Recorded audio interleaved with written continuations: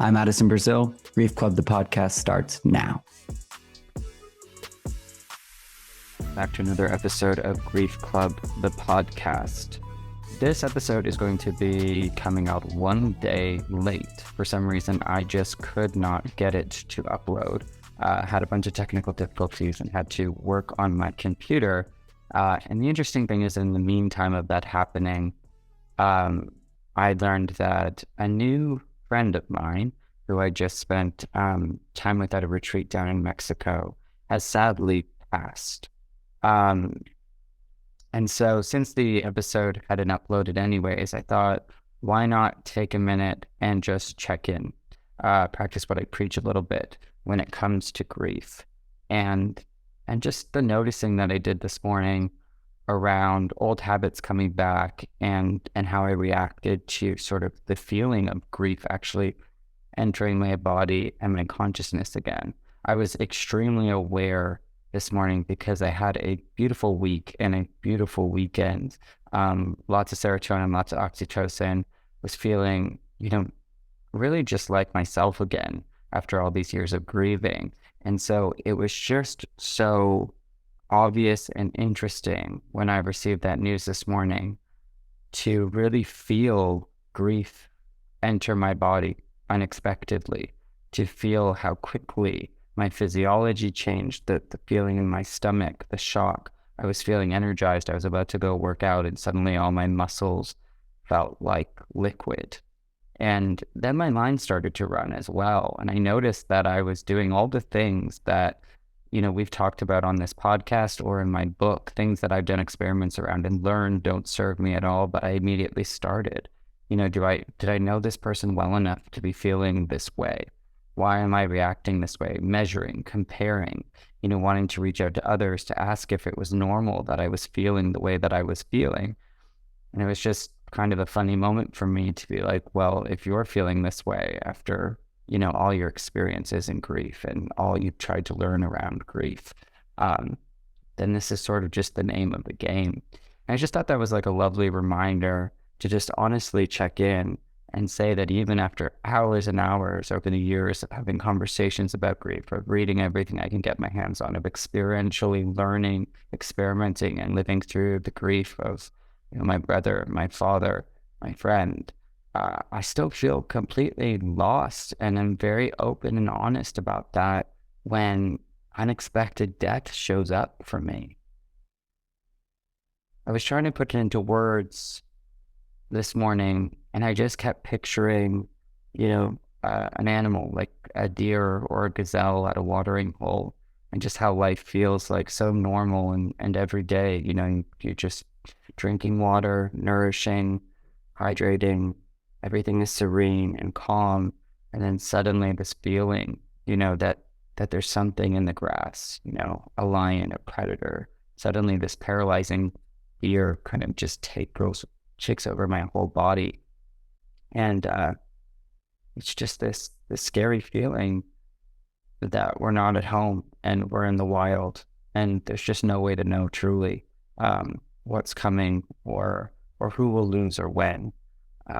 And so as much as we build these tools and we experiment in our resilience and we continue to have these conversations, I just wanted to check in and say that no matter where you are in your journey, if death shows its face to you a second time or a first time or 15th time, and you feel completely lost in it, like you've learned nothing, I'll be the first one to say, as a friend who gets it, I think that's perfectly normal. Now let's jump into our conversation with Joey Thurman. Today, we have both of those on the show today. We have Joey Thurman, who is the author of The Minimum Method. The launching point this week is to talk all about nurturing ourselves. The experiment in the book was just about finding ways to nurture ourselves. For some people, that's a direct correlation to nutrition and starting to look at that in the grief process. But as we know, that can mean a lot of things and can even be more about your mindset. So welcome to the show, Joey. Well, thanks for having me. It's been a long time coming, man. Yeah, absolutely. So the first thing we always like to do is a conscious emotional check-in. So I'm going to invite you to take a deep breath with me. And in one word, how are you feeling physically right now? Lazy. Say relaxed. Uh, in one word, how are you feeling emotionally right now? Drained. Tired. I'm going to meet you Yeah. there. And in one word, how are you feeling mentally right now? Cloudy. I'm gonna say, I was gonna say fuzzy. It just seems like I'm copying you because I'm too lazy to do my own homework. Well, that's our check-in. So this has started to catch on in the last few episodes, and I'm just going to continue with it because it's fun, and it kind of like puts our guests on the toes. But if you could do a little acrostic poem with your name, using the letters of your name to describe yourself, just so people can kind of get a quick get to know you, Okay. take a stab at that. Okay. Let's go with Joey. Let's not go with my actual first name, which is Frederick. That's very long. Let's say Joe J. That's how I spell my name. Joyous most of the time.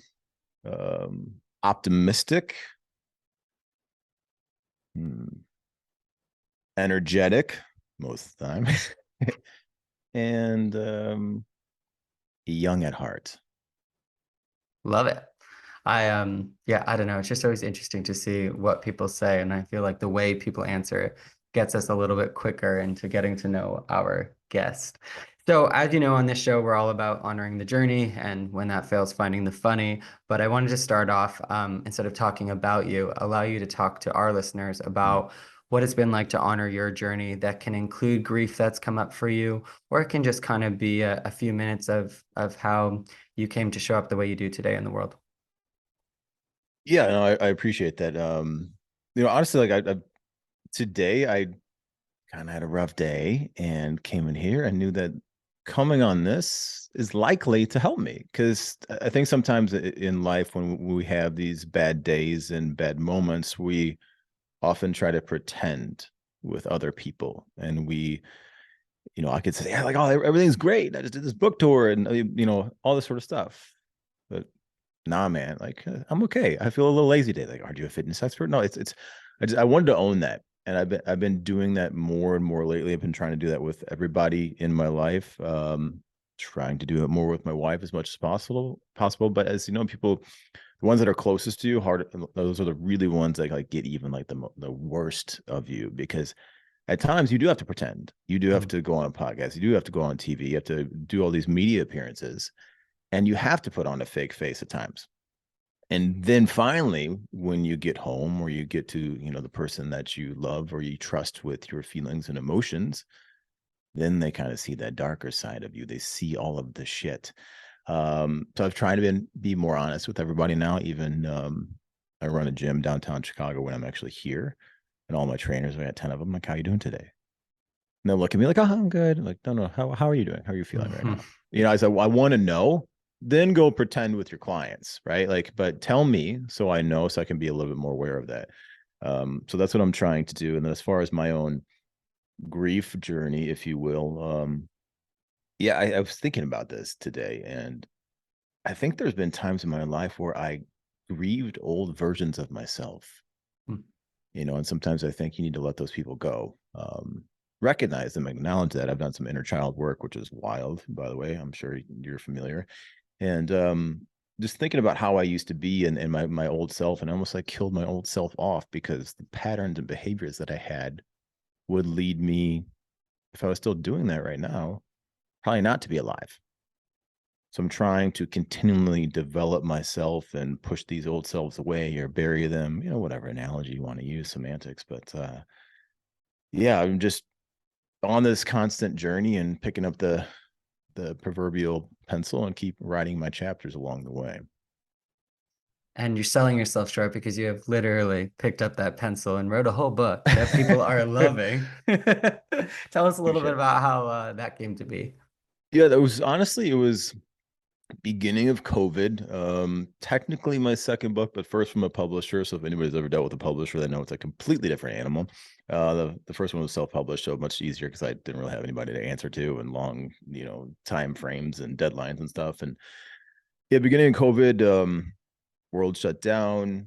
I went into a deep depression for a few months and kind of was doing the what was me victim mentality type thing. I lost a bunch of money because I couldn't travel, couldn't do anything, was getting ready to take a bunch of money for a fitness lab concept we had. And that all just went away.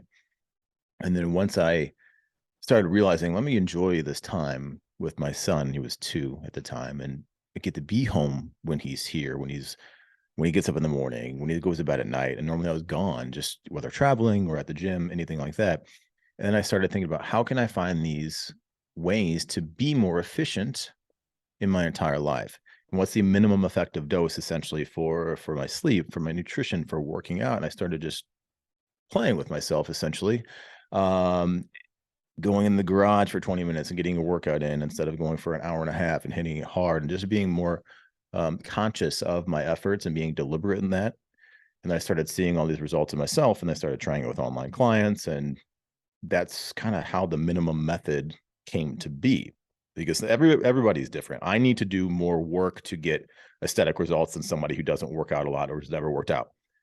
Somebody who's a couple 100 pounds overweight doesn't need to eat as clean as somebody if they have a few pounds to lose, right? It's just all about calories at that point and making sure macros are okay. But so you're looking at contextually based, like what's the minimum effective dose for all these things, for nutrition, for gut health, for sleep, for exercise, for cognition.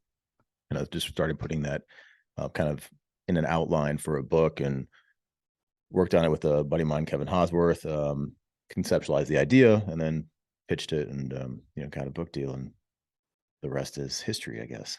Amazing. Well, we're glad you did. And I have to say, like, I feel like, when grief comes into your life, it's like this whole other full-time job. So anything with the tagline, the least you can do to be a stronger, healthier, happier you, is going to be something that attracts people that, feel like they're up against this wave of either something totally new, or in my case, a compounded feeling, of how am I going to do this again? How am I going to work through this again? And how can I truly nurture and be my best self within it, which just seems like an oxymoron. But, Mm-hmm. as people, if they're following along with these episodes while reading my book, or even going back at a different time, a few months in, you start to realize that sort of just catering to your every need out of sort of a comfort, because something and everything is so uncomfortable in grief that you're just like, sort of just doing whatever it takes to get through, that you start to go back and start to look at things like sleep and nutrition, and all the things that might contribute to actually being able to, you know, feel a sense of wholeness and integrity within this process. I love, also just want to say, like, the things that you brought up in the intro, many people listening to this probably, like you and I, haven't, done a bunch of press or like been on book tours, but very familiar with, having to be on when you don't feel on. Mm-hmm. I think every grief process sort of welcomes that, and it can feel a little bit like imposter syndrome, a little bit like a fraud the first few times that everything in you is saying, no, don't do it, don't get out of bed, and then responsibilities and just what you've committed to shows up. And so there's that real sense of that, of, what you've been going through, and that people can connect with, I think, in a big way. And then also, just, this has been coming up a lot, but that grief of having to let go of versions of yourself that just aren't serving you, like in the quiet of the night, like you just have to admit, like, that's just not serving me anymore, and what can. So I really loved both of those things. Before we dive in a little bit to how the minimum method can help people in Grief Club, I ask everybody this, but if a kid or someone who didn't know what the word grief meant walked up to you on the street in a very pedestrian way and just said, "What's grief mean?" How would you answer that? I would think a sense of sadness that's almost overwhelming in all aspects of your life. I think it's similar to depression as far as what I have experienced, with my own depression in and out throughout the years. And when I'm grieving, just it's really hard just to move on and to get something out of your mind, out of your life, out of your heart, and keep taking those steps forward. Yeah, just overwhelming sadness, and it's almost like you're cloudy all the time, and your days, you don't see the sun anymore in your soul. And Mhm. I think that's kind of the deepest depths of the grief, as far as I have felt them. You've reached Grief Club. Leave a message after the beep. Hey, Grief Club, it's me. Yeah, I know you probably thought you'd get a break from me during this ad, but sorry, it's me. I wanted to take a minute to tell you about one of my favorite places in the world, Modern Elder Academy. It is the most beautiful location in Baja, Mexico, and I've gone multiple times. I've been in both their sabbatical sessions, which allow you to just go down there, kind of set up home base, and take part in deep conversations, connecting with other like-minded people, yoga, activities. You do as much or as little as you want. You can even work while you're doing it. It's amazing. They also have 1 week workshops that just get you so intimate with where you are and who you are in your life right now. I can't tell you how much wisdom I've fed on whenever I am in Baja in that magic.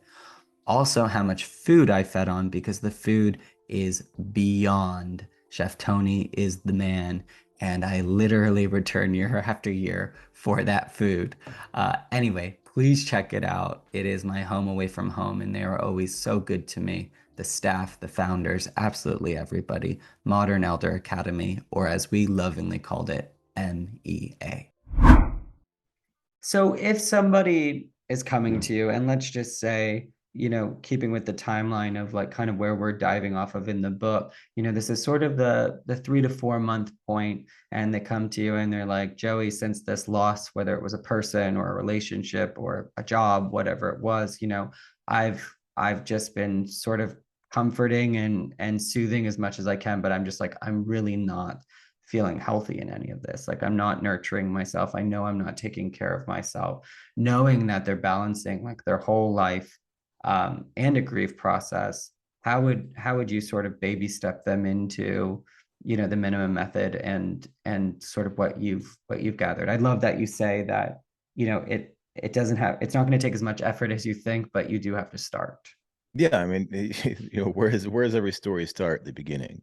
Mm-hmm. You can have many beginnings. Um, there's a part in there I talk about a book called What Would Danny Do? And it's a children's book that my father-in-law used to read to my son, and I read it and everybody reads it to him. And basically, if Danny does something wrong, he's mean to his little brother, you can always course correct and do something different, to make that better. And I feel like, why can't we do that in life? As far as that person, a few months into their grieving process, I would have them do sort of a thought cycle. Everybody's trying to fit their fitness, nutrition, everything, just around their training. But where can we fit that into your life? And if you're grieving right now, when do you have time in the day for that? And we're like, I don't have time. Somebody has 10 minutes, 15 minutes. I guarantee, like, you spend time on social media, even if you're grieving, I guarantee you're doing something where you're just sort of just wasting time. Mm-hmm. So sit and think about your day and write that out. Like I said, I call this a thought cycle. Go through the day. What time do you get up? Write that down. What time do you go to work and go to bed and eat? And how long does it take you? Go through that and see where there's gaps in your day and where can you make that more efficient? Okay, where can I add some conscious movement? Because you got to consciously think about it, right? You have to start, you have to begin.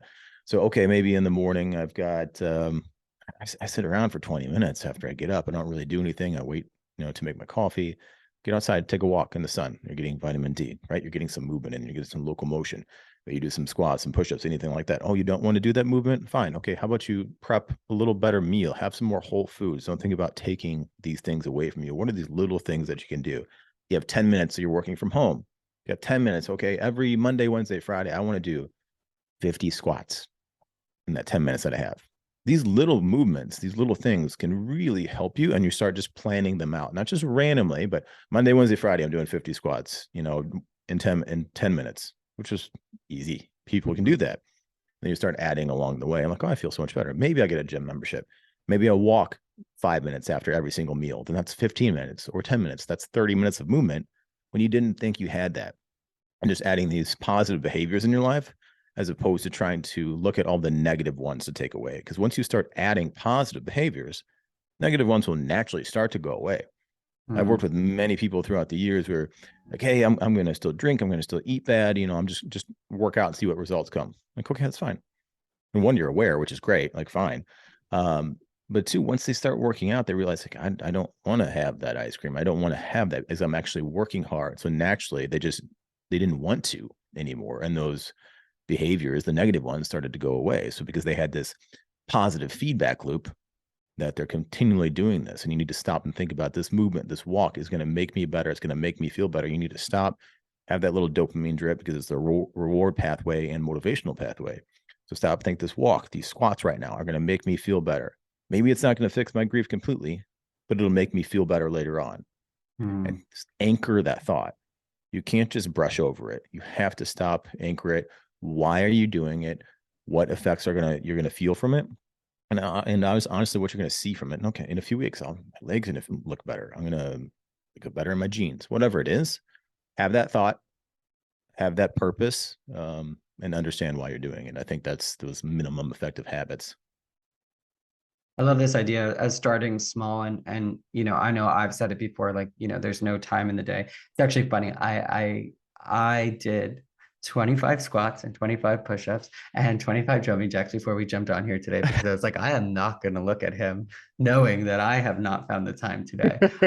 So it just proves, though, that I literally did it right before, because it is something like you're saying, where over time I came to know that that does serve me, that even just that little bit, like, it goes such a long way. And I really resonate a lot with this, because it took me years to figure out that, like, when I was feeling like really stagnant, or just like, I don't know, like, I would start to feel like, am I depressed? What's going on? Like, why am I so low?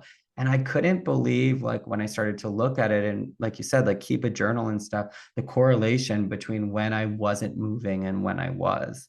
And I've always been a very physical person. I mean, I danced on scholarship in school, like, moving, 14 hours a day. So to go into these grief processes, and then one of which where I was physically limited, and not moving, I just realized immediately. And there's this misconception, I think, when you're feeling down, that if you were someone who was really active, that if you're not, like, doing these huge workouts, that you may as well not do anything, or if you're not eating perfectly healthy 100% of the time, then, like, why bother at all? And I know that I've been that way at certain points. And then you realize that, like, these little pockets and these moments of conscious decision making, starting in that small way, they really do add up. And it's something I say on here a lot, where you start to become too smart to be dumb, where you start to realize the benefits of things and what's serving you, and you kind of go, yeah, well, I guess that just makes sense. And so I say to anybody who says, like, I don't have any time for that right now, my life is completely overwhelming, we know from other episodes that our brain is just looking in a grieving process for anything to be avoidant or distracting. So instead of finding time, like, swapping out something, that, like you said, that scrolling through Instagram that that you're doing, like, nobody on here probably isn't doing that for at least 5 minutes, or, whatever it is, the Netflix, or if you add up all the Netflix time, there's a lot more time than you think to get moving and whatnot. But it's yeah, sometimes just that reframe, and just how that little bit really does help. Like, I just notice, if my heart has not been raised all day, like, it's just I'm a totally different person in that day. That's been huge for me. Yeah, I'm the same. And I noticed this with a lot of people that were competitive athletes, or, did something for a long time. You often see them go on the other end of the spectrum, or they're a pro football player, dancer, whatever it is. And then, like, they stop activity, they stop eating well, and they just, gain a ton of weight. And then they look tremendously worse, physically and mentally. They're feeling worse too. And they can't understand it. They think that they need to do exactly what they did.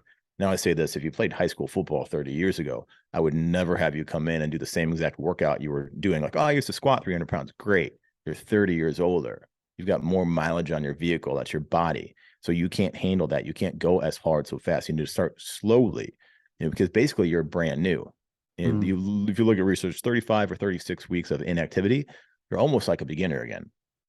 So if you've taken that time off, then why don't you use that good adaptive process for the, beginner's luck, if you will. You add more muscle tissue, because it is new, because you don't have to adapt to extra stimulus. Because I've been working out for a long time, so now I need to do more and more, eventually, progressive overload to get more muscle tissue. Where you haven't worked out in a long time, yeah, that little bit, you will start to see results. If you did what you did 30 years ago, you're going to be debilitated. You can't sit down and go to the bathroom, and then eventually your body's going to adapt too fast. So you always want to keep that ace up your sleeve, so you can start adding extra movement or extra workouts in, or, little positive behaviors. Yeah. And I guess really dropping that comparison to the way things were, and, meeting yourself where you're at in this moment. So tell me, so when you're touring right now, so much is going on, stress, family, all of it. When you sort of you know, are getting overwhelmed, what's like an SOS, like 5 minutes with Joey look like when you kind of clock that and go, okay, I'm gonna get this day back and I'm gonna do blank, um, to return to sort of my integrity and feel good. Yeah, if I'm out of town, I'm trying to get sunlight as much as possible. I mean, I was just in LA, so that was pretty easy. There was a day where I said like do nothing, and I made a post about it. I was like hanging out on the roof of where I was at the Godfrey or something, and it was like 75 degrees, and of course people knew I was not from there because I was hanging out shirtless. But like I took the day and I allowed myself just to do literally nothing, and I just hung out. I sat at the pool. You know, I went for a light run, but the run wasn't for cardio. The run was for me, for my mind. You know, so I knew that was going to make me feel better. I FaceTime my son. He often makes me feel so much better. I'll try to do that, just, you know, some sort of movement if I'm away, because being away is just, it's exhausting physically and mentally. Travel, not knowing what time zone I'm in, trying to get my circadian rhythm in order. So I really try to do that and regulate the time zone I'm in. If I'm in Chicago, then I have to, often I'll do some breathing exercises for a few minutes. I'll go, if I'm home, I'll play with my son. Maybe I'll go for a quick walk, anything like that. Just usually around movement and less around. And I have a huge sweet tooth. I used to just binge on ice cream and actually like protein bars. All this company send me stuff. I'd have like 20 protein bars, no joke, like in a sitting, and just choke those things down, and I would feel worse for doing so. So I do have those binge moments. That a lot of fitness people will have too. They just kind of go a little nutty because they feel like they deserve it and they went so good. And now I realize I'm going to feel worse when I do that. So before the habit happens, before the behavior happens, I've got to stop and have that thought and think, okay, how am I going to feel for doing this? Like if it's my birthday or whatever, which just happened, my son made a cake. Yes, I'm going to have a piece of cake, and I'd be okay for it because this little 5-year-old is like, I wanted to make dad a cake. So those things have really helped me out a lot, and just like giving myself a little bit of grace in those moments of darkness. What is your favorite breathing exercise when you're feeling overwhelmed? Yeah, so sometimes I'm overwhelmed thinking about what breathing exercise to do, because Yeah, I literally because that's the like thing. like it's like sometimes technology and all these different things. Like I have a whole chapter on breathing, so you guys can read that. I've got so many breathing things in there. But the With easiest, diagrams. yeah, nice little drawings. And the easiest thing to do in there is just a slower inhalation through the nose, and then a double exhalation out the nose or mouth. I don't really care that much for people. The more important part is the double exhalation and in through the nose. So whether that's a 1 second in, a 2 second out, a 2 second in, a 4 second out, it doesn't matter. Just think about breathing in through your nose. You get more oxygen, more nitric oxide, just that in through the nose and then out. Right there, that's just calming. That's just calming. So don't overthink it. Once you can do that, and you take that time to yourself to go to the corner for a minute, like go ahead and do that. Physiological size, I like, it's a double inhalation of exhalation. So you heard that in the mic there. Those work well too, because those are simple and they're easy. And then sometimes I'll do 4-4-4 breathing. I'll do 4-7-8 recovery breathing after working out. I get a good workout and I just lay on my back. I put my feet up so you get more blood flow return from having your feet up. You breathe in for 4, you hold for 7, you exhale for 8. And people also get caught up in like, oh, it wasn't exactly 4 seconds. It doesn't matter. It's the count of 4. It's the 7 hold. It's the 8 exhale. If you look, it's a longer exhale. 4 in, 7 hold, 8 exhale. It's a double. So it's always that double exhalation and inhalation through the nose. Now, if you want to work on more oxygen stuff and just breathing in and out through the nose, try that. But eventually, like if you're exercising, it's gonna be harder to exhale out of the nose. But simplify those things have helped me a lot. I love that. And you're kind of touching on something that hasn't really come up, but I'm similar in the sense of the overthinking about what's good for me. And it's sort of like the brain trying to stay in a stressful state by almost being like, oh, well, you don't know what's going to be good anyway. So just don't do anything, stay on guard, stay stressed, stay ready, stay, defensive. And it's like that thing. And to just really simplify it down. And what we were saying earlier about, clocking how one thing makes you feel as opposed to the other. I would honestly suggest for people to like make a list of when you do something and you feel better after, to write it down, because like in those moments, those super stressful SOS moments, it's like you suddenly fall into a black hole and you forget like any breathing exercise you've ever known, any activity you've ever done that you felt better after. Like it's just like you're floating in space.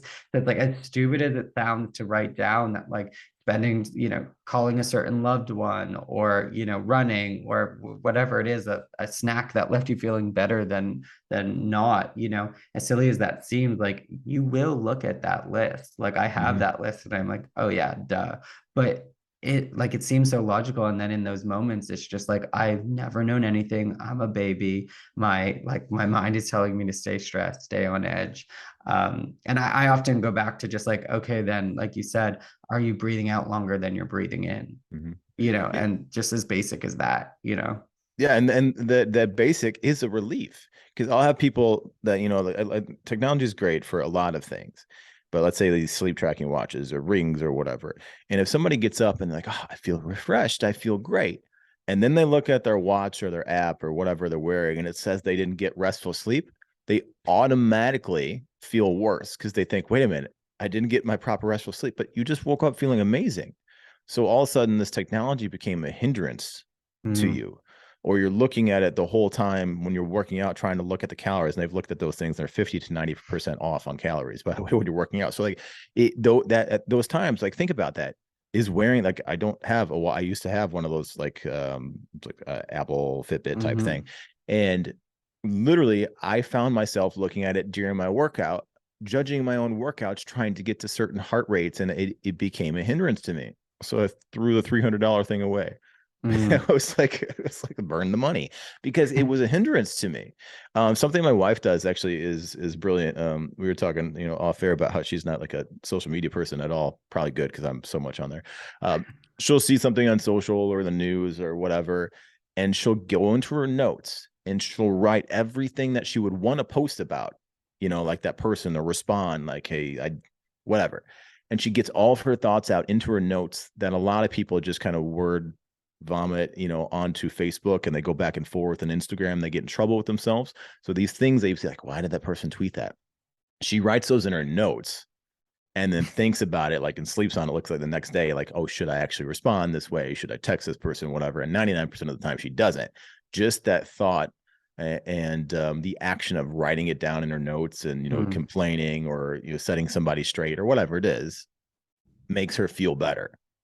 And I think that was a really good thing when I saw her doing that. I'm like, oh, that is great. Like, she's brilliant. Like, you should post that. She's like, no, I don't want to do that. Because like, that's not what it wasn't for her to like get in an argument with somebody. It was for her to get her thoughts out and to get it on a, I guess, hypothetical paper in her notes in her phone, and just feel better about it.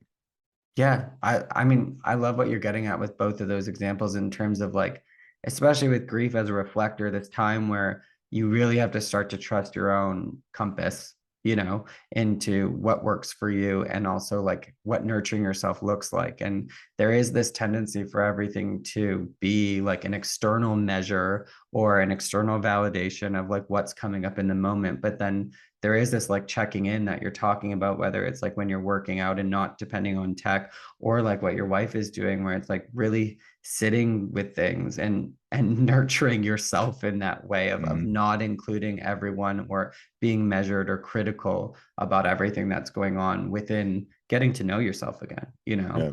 I think that's like absolutely critical, and it's something that just feels not great, even though it tends to lead to you feeling great. But the process of it, just like, there's no instant payoff, there's no measuring, there's no posting about it. You know what I mean? It's difficult to get really in tune in that way and start to pay attention to like what truly serves you, in all these ways.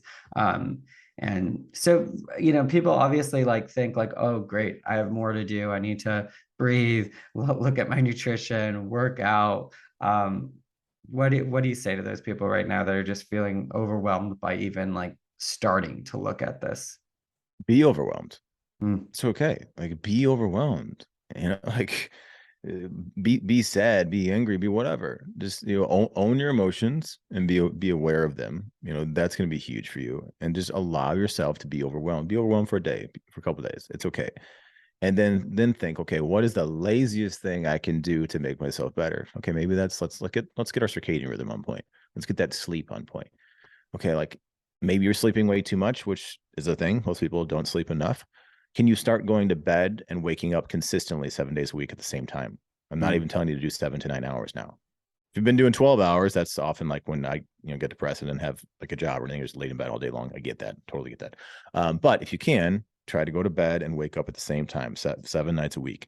That will start regulating your endocrine system, testosterone, cortisol, estrogen, all these things that will directly affect your mood and how you're feeling. Fat storage, craving less standard American diet, highly processed foods, your chips, your sodas, your donuts, things like that. Been proven. Less overall time sleep and less consistent sleep, you're going to crave more of that, which is going to make you feel bad when you have that bag of chips. You're like, why did I do that? And then that's that negative feedback loop, right? So we keep doing that. So at a laziest thing you can do if you're feeling overwhelmed, let's try to get that sleep consistently. Okay, good. We regulated that. Amazing. And then from there, we start looking at where do you want to add the things that are the easiest for you? Is it nutrition? Is it sleep? Is it just, one breathing thing per day? Is it, there's a part in the book where wake up and say MVP, where it's mindset, visualization, and perspective. So while you're laying in bed, get up in the morning and like think about your mindset. How are you feeling right now? You sad? You angry? Whatever. Okay, think about that. Then try to change that mindset by visualizing your day and the good things in your day. And then from there, that's going to change your perspective on how your day is going to be. Like if I got a buddy, I've brought him. It's okay. If he listens to this, he's an NBC anchor in Chicago, and he comes in the gym. He's like, I hate coming in here every day. I hate it. And he's like, I need to be here for an hour. So I gave him a program like, just do 10 sets, 3-4 days a week of different body groups. You're in and out in 20 minutes. Like, that's it. I'm like, yeah. He still comes in. Oh, I hate it, but I did it. Well, what if you walked into NBC like this? Like I hate my job. You're always going to walk in saying you're going to hate it. And you're going to feel like you hate it. You don't want to be there. If you're walking in and say, I'm going to go in there. It's going to be 20 minutes. It's only 20 minutes. I used to spend an hour. This is going to feel great.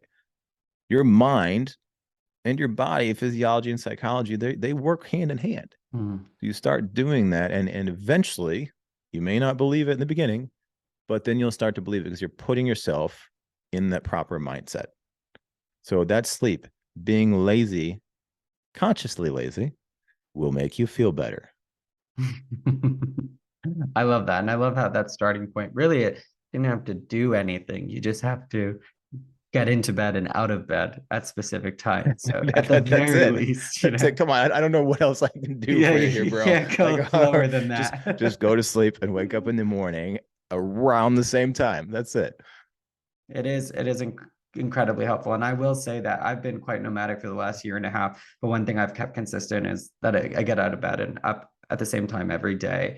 And it was weird. It was when I wasn't being forced to that I felt the most called to do that. So that, again, that tuning into what I truly need and what truly serves me. Because I always thought I was doing it to be on a stand-up call or like, work or whatever it was.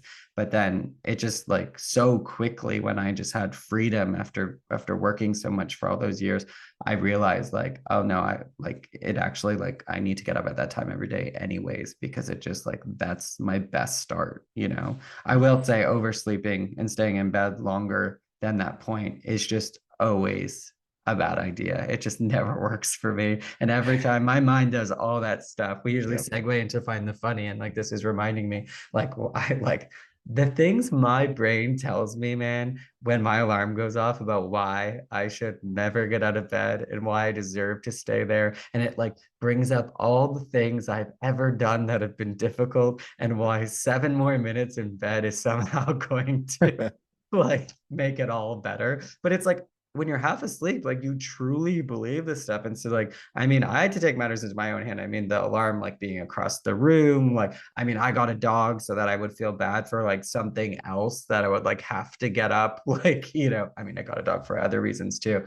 But now he's turned into like a total cuddle monster and lays on my chest to hold me in bed. So your dog keeps you in bed, yeah? Yeah, no, he's actually the problem now, right? When you're like, yes, I'm going to do it, he'll flop on top of you and be like, no, stay. So I have like the extra level of the test.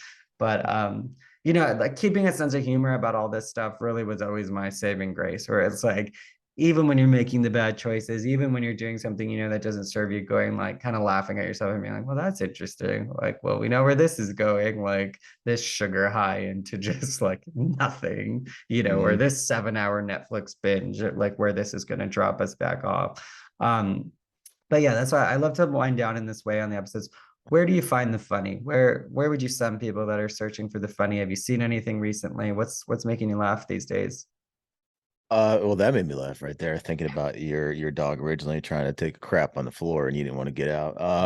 So I used to put my phone, I said like say as I do, right? I used to put my phone 10, 20 feet away from me, especially when I was in a hotel or something. The alarm would go off. I would get up, and I've got terrible eyes when I don't have my contacts, and I can't even like see people's face 10 feet in front of me. And I'd get up and grab the phone, and I'd hit snooze, and I'd walk back back to Get bed. back. Like that's how lazy I am, and I'm a snoozer. I just like I smack that thing consistently. Um, yeah. So for me, I guess finding the funny, and I always kind of go back to my child and how entertaining he is, because like I'm finding the funny in him becoming a human. Mm. Because a human was born. Yes, I understand. But like really his own personality and testing people, and you see how he responds with every single person in his life, with Yan Papu or me or his mom or his preschool teachers. It's hilarious. And I love that he's finding himself and Mm. he's testing us. And I'll go see him ask his mom something and then ask me the exact same thing. I'm like, you little shit. You gotta try. You Yeah, gotta you're try. trying, and it's brilliant, and every now and then he'll say a cuss word, but it's in the right context. And Uh-huh. I gotta leave the room because like he'll fall down and he just use the F word, and I gotta leave the room because I'm laughing so hard, but I'm also proud at the same time. But then I also have to come back like, hey, buddy, we don't use that word, right? So That really is the it's asterisk hilarious. with kids when it's like the when they use it in a great way, like almost like a comedian would, or like a perfectly delivered line. You're like, I can't even get mad, like the way that you just use that word or the way that phrase, like, and it's like I'm like the baby whisperer. Everybody around me is having babies right now. I don't have my own, but I like spend so much time with all these kids. And there's so many things that they're getting in trouble for that, like you're just sitting there going, that's you, right? Like Uh-huh. I know exactly where he got that from. Like Yeah. hear you say that exactly that way. Like you can't say that. And it's just like it is kind of funny to look at this thing that's learning everything from around them. And it's like, yeah, that's exactly what your mom and dad just did, but you are not allowed to do that, Yep. even though that's clearly what seems to be the natural response when you stub your toe or Yep. whatever it is. And it's like that's the way you express pain. That swear word is that's what that's for, I thought. Yeah, You're it's like perfect context. so Yeah. logical, like it's so logical that that happens that way. Where can people find you? The book's available everywhere, right? Yeah, books available everywhere. I was saying like Amazon's obviously the easiest, but it's select Barnes and Nobles, joeythurman.com. I got links if you for some reason want to not buy it on Amazon. But Joey Thurman Fit on all the socials. Joey Thurman Fitness is my YouTube channel. I've got a lot of like longer videos and instructional things on there.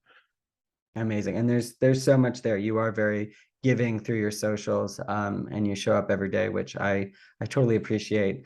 As we check out today, what's one word for how you're feeling leaving the conversation? Comforted. I'm gonna say connected. Thanks so much for being here today, man. We'll talk to you soon. Cheers. Well, Grief Club, that's the show. If you enjoyed it, please let us know by liking and leaving a review. This will help as many people who may need what we're talking about find it the fastest. Remember to honor the journey, and when that gets tough, find the funny.